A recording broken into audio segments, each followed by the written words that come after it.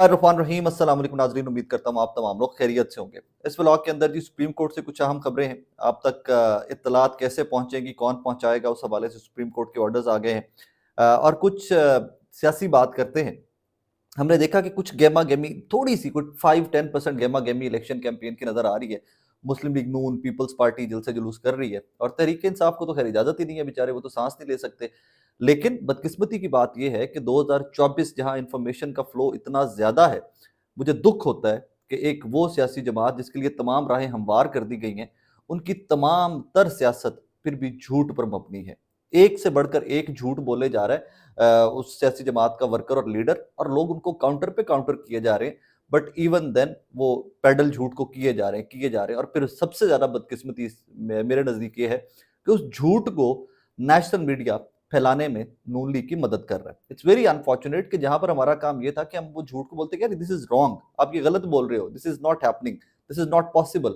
वही बड़े बड़े न्यूज चैनल जो हैं उस झूठ को फैलाते जा रहे हैं। मैं थोड़ा सा आपको बैकग्राउंड दे दूं। सबसे पहले तो आपको पता है कि जनाबे वाला एक कहानी चलाई गई जनाब के मरियम नवाज साहिबा के खबर चलती है और फिर ये सारे न्यूज़ चैनल चलाते हैं। कौमी असम्बली के लाहौर से हल्का NA 119 में मुस्लिम लीग नून के लिए बड़ा ब्रेक थ्रू। PTI के कौमी और सूबाई असम्बली के उम्मीदवार और हामी मुस्लिम लीग नून के हक में दस्तबरदार। मेयर मोहम्मद वसीम ने अपने हजारों कारकुनों समेत मुस्लिम लीग नून में शामिल हो गए। कहानी यहाँ से स्टार्ट होती है, एक झूठ पहला, और ये झूठ फौरी काउंटर कर लिया जाता है, बट न्यूज़ चैनल्स फिर भी रिवर्स गियर नहीं लेते, आगे चलते जाते हैं। बेसिकली इस हल्के से मरियम नवाज साहिबा के मद्दे मुकाबिल उम्मीदवार पाकिस्तान तहरीक इंसाफ के हिमायत याफ्ता मियाँ शहजाद फारूक हैं। NA 119 हल्का है और ये इबाद फारूक साहब के भाई हैं। इबाद फारूक साहब तहरीक इंसाफ के रहनुमा जो मिलिट्री कोर्ट्स में ट्रायल का सामना कर रहे हैं, उनके भाई को टिकट दिया गया था, मियाँ शहजाद फारूक साहब को। ये ख्वाहिशमंद जरूर हो सकते हैं, मेयर साहब का जो भी इनका नाम मेयर मोहम्मद वसीम साहब ख्वाहिशमंद जरूर हो सकते हैं, लेकिन तहरीक इंसाफ ने इनको टिकट जारी नहीं किया था। और ये साहब इस तरह इतनी बड़ी खबर बना के चलाया गया कि जैसे मरियम नवाज साहिबा बिला मुकाबला वहां से इलेक्शन जीत गई हैं। और मैं लाहौर का रिहायशी होते, सहाफ़ी होते, सर्विस करते हुए, इलेक्शन को कवर करते हुए आपको बता रहा हूँ कि शहजाद फारूक साहब बहुत अच्छी फाइट पुटअप करेंगे। आपको इलेक्शन देखने का मरियम नवाज साहिबा का मजा आएगा। ये वही हल्का है जहां से खातून पाकिस्तान तहरीक इंसाफ की सनम जावेद खान साहबा जो है वो भी कंटेस्टेंट थी, वो भी यहाँ से इलेक्शन लड़ना चाहती थी, बट उनके कागजात नामजदगी एक्सेप्ट नहीं हो सके थे। अगला झूठ झूठ ये अगला झूठ ये जी, हमजा शहबाज साहब जो साबिका वज़ीर आला पंजाब चंद दिनों के लिए बने, पंजाब के नून लीग के रहनुमा हैं, वो फरमाते हैं अपनी तकरीर के अंदर कि इक़्तिदार में आकर 300 यूनिट तक बिजली फ्री कर देंगे। ये उन्होंने बड़ा ऐलान किया अपनी इलेक्शन कैंपेन के अंदर। इसको काउंटर किसने किया है, वो इससे भी ज़्यादा फ़नी मामला है। इसको काउंटर किया कामरान खान साहब ने। कामरान खान साहब, और बड़े सख्त अल्फाज में काउंटर किया कामरान खान साहब ने। खान साहब कहते हैं, झूठ बोलने वाले पर अल्लाह सुब्हानहू व तआला की लानत। आने वाली हुकूमत उल्टी भी लटक जाए तो अवाम को 300 यूनिट बिजली मुफ्त नहीं दे सकती। अवाम के साथ खुलेआम धोखाधड़ी, सरासर झूठ का बाजार गर्म, इलेक्शन की आमद आमद, हर सियासी जमात के वादे झूठ के पिटारे। अब ये मेरे नज़दीक तो सहाफ़ी होते हुए, ज़रा थोड़ा सा पढ़ा लिखा शख्स होते हुए, कामरान खान साहब ने बहुत ही सख्त अल्फाज इस्तेमाल किए हैं कि झूठ बोलने वाले पर अल्लाह पाक की लानत। अब हमें, आपको और मुझे तो ये पता है कि झूठ बोलने वाले पर अल्लाह पाक की लानत। सियासी जमातों को क्या नहीं पता होता। इन सियासी जमातों की टोटल कैंपेन, यही ड्रामा हमजा शहबाज साहब ने तब भी रचाया था जब ये वज़ीर-ए-आला पंजाब बने थे। अब उसकी शर्तें शरायतें आप जरा वापस जाकर पढ़ लीजिए कि क्या थी, कि किन के कितने कितने यूनिट फ्री होने थे, वो मुमकिन ही नहीं था। वो एक गैर मुमकिन किस्म का प्रोजेक्ट था जिसको हमजा शहबाज साहब ने कर दिया अनाउंस, और बाद में शोर मचता रहा, देखिए जी हमजा शहबाज साहब ने तो, नून लीग ने तो मुफ्त बिजली गरीबों को देने का वादा कर दिया था, तहरीक इंसाफ की हुकूमत आ गई और इन्होंने आकर बेड़ा गर्क कर दिया। अब इसी तरह का एक और झूठ जो इन सब झूठों से बड़ा झूठ है, मैं उसके ऊपर भी थोड़ा सा आपको माजी में लेके जाता हूँ, जिसके ऊपर सारी नून लीग की इलेक्शन कैंपेन खड़ी हुई है, और फिर मैं दूसरी तरफ आता हूँ।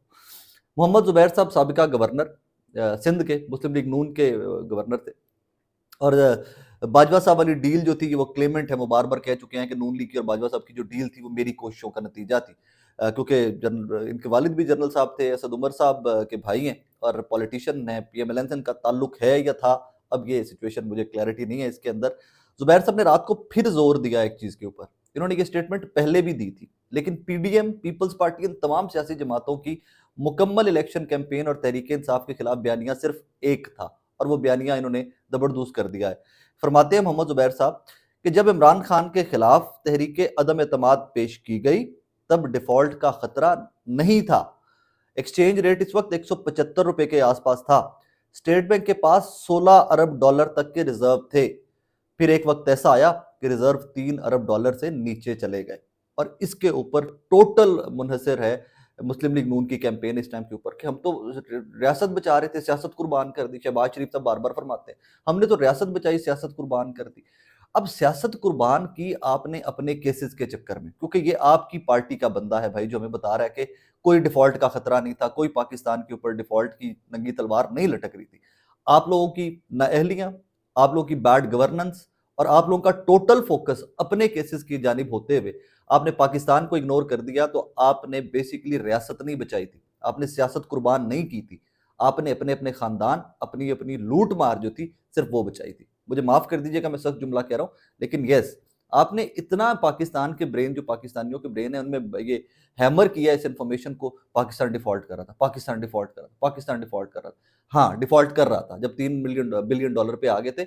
बताएं साथ कि आपकी नहली की वजह से, आपकी बैड गवर्नेंस की वजह से पाकिस्तान डिफॉल्ट कर रहा था। क्योंकि जब आप इक्तदार में आए थे, जब रिजीम चेंज हुआ था, तो तब तो पाकिस्तान को डिफॉल्ट का खतरा दूर दूर तक कोई नहीं था। मैं नहीं कहता कि पाकिस्तान तब बहुत अमीर कबीर मुल्क था और हमारे खजाने भरे पड़े थे, लेकिन उतने ही पैसे हमारे पास थे जितने हमारे पास एक स्टेबल गवर्नमेंट के पास पाकिस्तान के अंदर होते हैं। 16, 18, 20 बिलियन डॉलर हमारे पास स्टेबल गवर्नमेंट के पास यही रिजर्व्स होते हैं, और तब तक आपके 16 बिलियन डॉलर रिजर्व थे।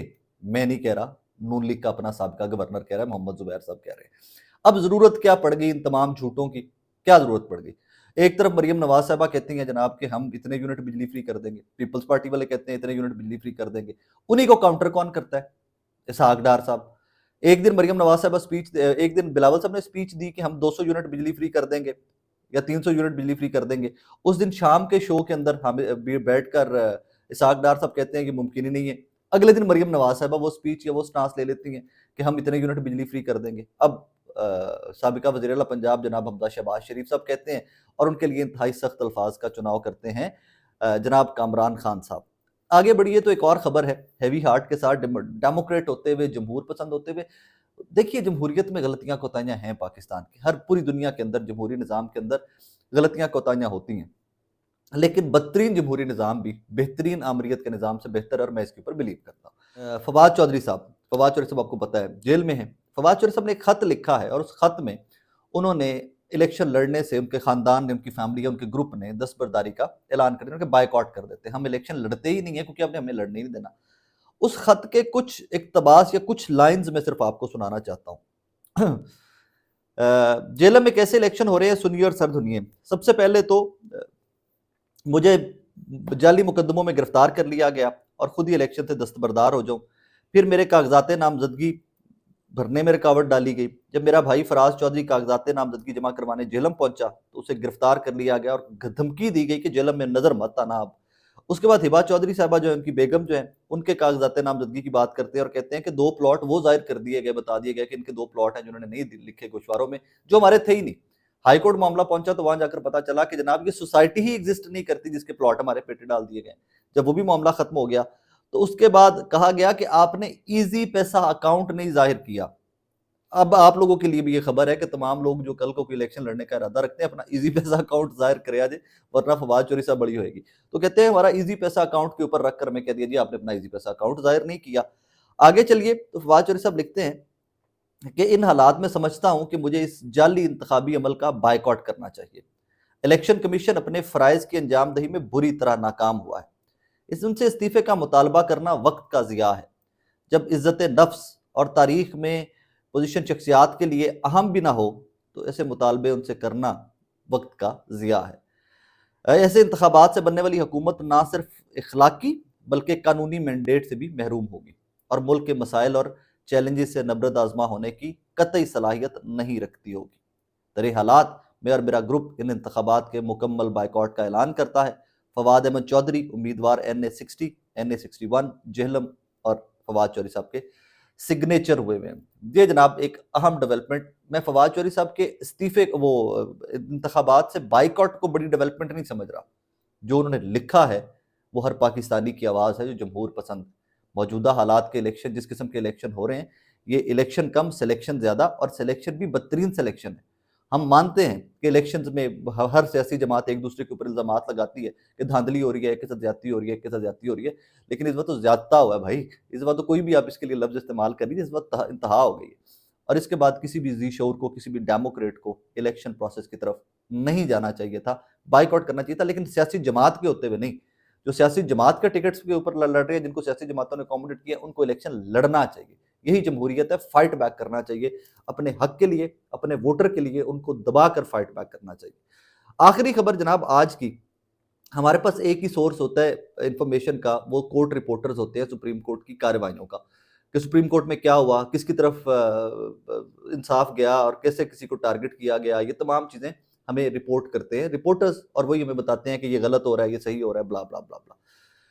اس کے بعد دیکھا ہم نے کہ موجودہ چیف جسٹس جو ہے، بلے کا نشان جب چھین لیا گیا سپریم کورٹ کی جانب سے تحریک انصاف، اس کے اوپر بہت تنقید ہوئی اور اس کے اوپر بہت بڑی بڑی ڈیولپمنٹس بھی ہوئیں، ان کے اوپر انہوں نے کورٹ رپورٹرز کے لیے نئے آرڈرز جاری کر دیے۔ کسی نے کہا ٹھیک ہے، کسی نے کہا غلط ہے، کسی نے کہا صدیق جان کو روکنے کے لیے ایک آرڈرز آئے، کسی نے کہا ستور کو روکنے کے لیے آئے۔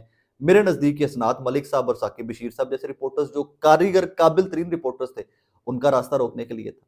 اب اس کی نئی ڈیولپمنٹ آئی ہے آج، اور 2-3 حکم نامے جاری کر دیے گئے سپریم کورٹ کے رپورٹرز کے لیے، اور یہ پی آر او صاحب جو شاہد حسین کمبویو ہیں، ان کی جانب سے یہ پریس ریلیز ہے، اور یہ اپروول آف رجسٹرار ہے، جو رجسٹرار صاحب سپریم کورٹ کے، ان کی اپروول سے یہ فیصلے کیے گئے۔ سب سے پہلا فیصلہ جو کیا گیا رپورٹرز کے لیے، صحافیوں کے لیے سپریم کورٹ میں انٹری کے لیے، وہ پہلا فیصلہ ہے جناب، entry will be allowed after security checking, frisking and searching of bags, purses by the police personnel. Therefore, media persons must cooperate with security staff. ٹھیک ہے، fair enough، سمجھ آتی ہے۔ No media person will be allowed to record video clips, interviews, YouTube programs, etc. inside the Supreme Court building.